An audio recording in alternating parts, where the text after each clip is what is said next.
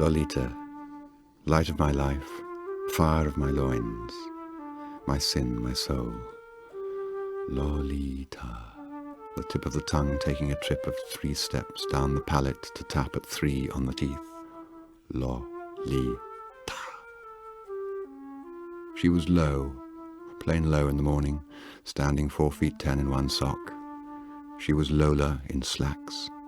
She was Dolly at school. She was Dolores on the dotted line. But in my arms, she was always Lolita. Hi, this is Mark from The Writing Cave. Today, we are going to take a look at some great ways to open your novel.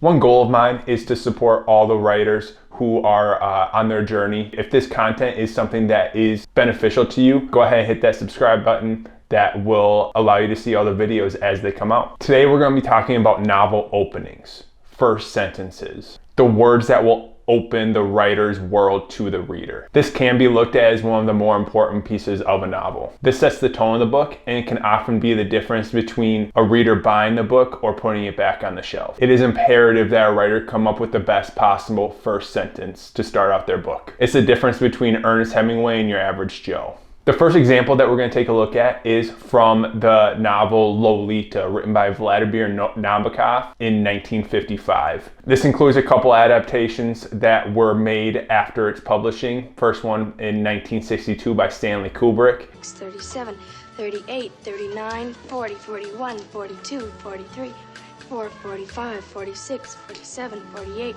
49, 50, 51, 52, 53. See how relaxed you're getting? And then another time in the late 1990s. And this is a book that is one of the most cited books in literature for good reason. There's so many different aspects that we can learn as writers, and it's just a very well written book. So this example isn't just the first sentence, it's actually the first couple paragraphs of the book.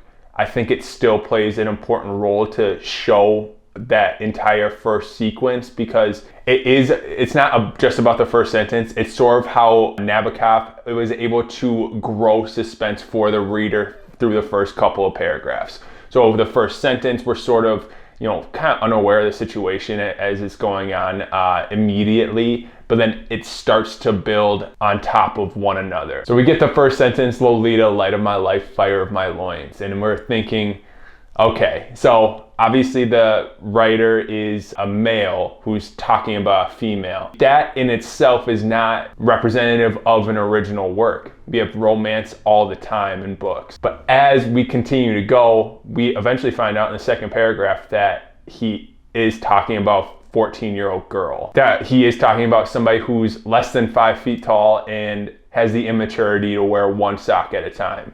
So this isn't your standard romance from that point forward. The curiosity for the reader really erupts at that last line when the narrator talks about how in his arms she was always called Lolita. So now we're thinking a couple of different things. Now we're thinking, how could anybody let a matured man be with a young girl? So that makes us want to read further. And then we're thinking, how did he end up getting into that situation? Or even in other words, why he ended up getting into that situation. These are the questions that churn in our minds as we're reading the book, and it makes us want to flip more pages so we can find out what actually happened, how this narrator got into this position, and we can get all our questions answered right away. If you answer all the questions for the reader right away, you're not going to have a readership. And the last thing I'll say about Nabokov is he does this all right away. So it's not a long stretched first couple of pages where he introduces the whole situation. He introduces the situation in the first 2 paragraphs of the book. And even you can say in the first sentence. So it at least captures our attention, and then we're able to view what is going on instead of parceling page after page trying to figure out what the situation is. I'm sure there's been times where you picked up a book and you read for the first couple of paragraphs and nothing is really happening. Or you've heard some books take a long time to get into. If you're a new writer, you don't have that leeway. You're not going to get people that are going to go 2 or 3 pages in before they make an opinion on something. It's going to be in the first sentence, the first paragraph, the first 2 paragraphs. So that is why it's so important to study these great artists, because they know what they're doing and they hit you right away with the impact of what their novel is going to be about. And that's a tool that you can use in your novels to make sure that you don't have somebody put the book back on the shelf. They take the book and they go to the cash register and buy it. Second one that we're going to take a look at is Pride and Prejudice, written by Jane Austen in 1813. Absolute classic. It is a truth universally acknowledged that a single man in possession of a good fortune must be in want of a wife. So right away we're sort of thrown into this world of, okay, so it's suitor and the suitee, basically. So right away we're introduced to the genre. So we know this is going to be a romance. It introduces class systems that we're working with. So we're talking about men of great wealth, and then immediately after this first sentence we're introduced to the Bennet sisters. So we're looking at a couple different classes of wealth and how that influences people's lives. So this is more talking about the themes, the class systems, and the overall focus of the book versus the specific characters that it's talking about. Whereas with Lolita, we're introduced to the character right away since it's a first person narrative. But in this one, since it's a third person, then we're not given the character right away. We're sort of given the situation, and then the characters are going to come later. So you can introduce theme right away instead of the first character, and that will still engage your audience and sort of pique their interest in what you have to say about this specific theme. And the next one is A Prayer for Owen Meany by John Irving. Is one of my personal favorites. This is one book that really got me into exploring my own writing. And it was one where I hadn't read very many 500, 600 page books, but this one was so easy to read. It was one of those I was able to finish quickly, relatively, at the time that I read it. So this is a great book, one I definitely recommend. The reason I chose this one as a first sentence is it's not easy to keep the attention of a young reader for a 600, 700 page book because that page count is so intimidating. So one thing that John Irving did in this book was really brought his style into it to keep the reader engaged even if there were dull points going on.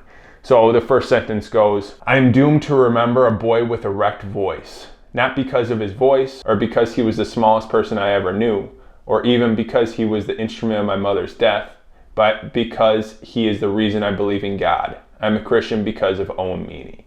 So we're introduced, again, so here's another first person narrative. We're introduced to the character right away and how he thinks about the world that's around him. And now we can see right off the bat that this is gonna be narrated by a character in the book, but the story is more about the other person in the book and sort of how they influence their life. So there's a few questions that we're asking right off the bat. One is, how was this Owen Meany the instrument of the narrator's mother's death? So that's one thing that we're curious to figure out as we continue to read. And we're thinking, oh, so he is the instrument of the narrator's mother's death. So how is this the character that made the main narrator a Christian? How is that compute in this? We're asking questions about this Owen Meany character. We're given a few attributes: the wrecked voice, the small frame. What kind of person is this? And so now we're curious to find out, and that sort of keeps us reading. So now we're going from that first sentence to the second paragraph, and then from the first page to the second page, and so on and so forth. So we want to figure out who these characters are, how they got to the position where they think what they think. That keeps us turning the page to find out how that happened. And one thing about that sentence is that it is one sentence. So John Irving has a very stylistic approach to writing in which his sentences are a little bit long. So he uses hyphens, he uses commas, he uses Oxford commas. And so he is able to, and the way I think of it is he's sort of leading you into the next sentence. So it's not very often that somebody's going to put a book down in the middle of a sentence. You're at least going to finish the sentence before you put it down. But how he does it is he extends it so long that it immediately goes into the next sentence. So you can really use your style of writing to keep the reader going. John Irving uses a few different things in this first sentence. He's able to use the style of his writing, his, talent for writing, which is, definitely above a lot of people that are out there. But he's able to use that while also introducing the characters in the situation. So it's not just the style of writing, he's still introducing situations and characters, but that is something that he definitely uses to his advantage. The next one I'm going to take a look at is Project Hail Mary, which is written by Andy Weir in 2021. So he is also the author of The Martian, which was adapted into a movie starring Matt Damon.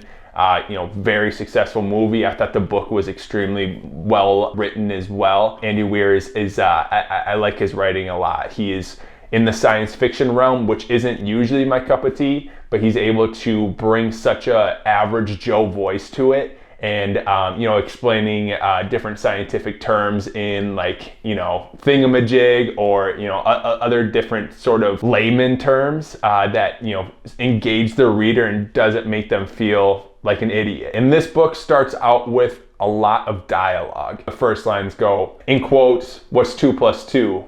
Question mark, end quote. Something about the question irritates me. I'm tired. I drift back to sleep.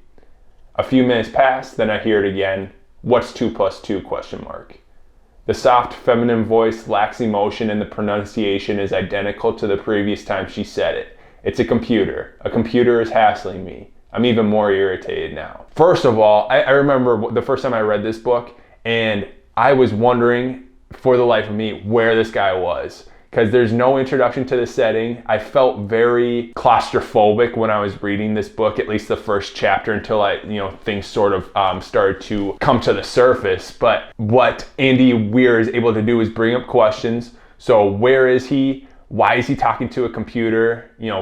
Going in and out of sleep. I mean, he's awake for 3 seconds at a time to hear the question, but then he falls back asleep without answering it. Can he answer it? Does he know the answer or what the answer is? Again, it's sort of unfolding as you continue to read. You don't want to give all the answers right away. You want to let the story unfold to help your reader keep curiosity. Answers are boring, and keeping the reader reading is rule number 1. Another one we're going to take a look at is Kite, which was written by Khaled Hosseini in 2003. And this one is really simple. The first line is, "I became what I am today at the age of 12 on a frigid, overcast day in the winter of 1975. So here are the pieces of information that we're able to get from this sentence. So this is a first-person narrative. It is a adult talking about how he was back when he was a kid, talking about back in 1975. So, we kind of give a time period on what this book is taking place in. And then we're sort of asking a few questions. So one of them is,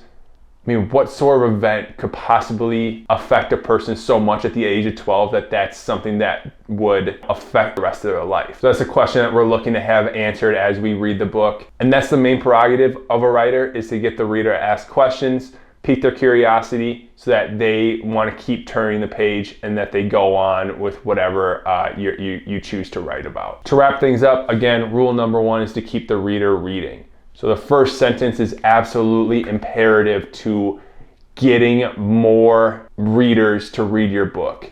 You want to keep them reading as long as they can. Basically, what you're doing with a boring first sentence is you are forcing that reader to close that book and to put that book back on the shelf where they found it. It takes a lot. There's so many different variables that go into them at least picking up the book.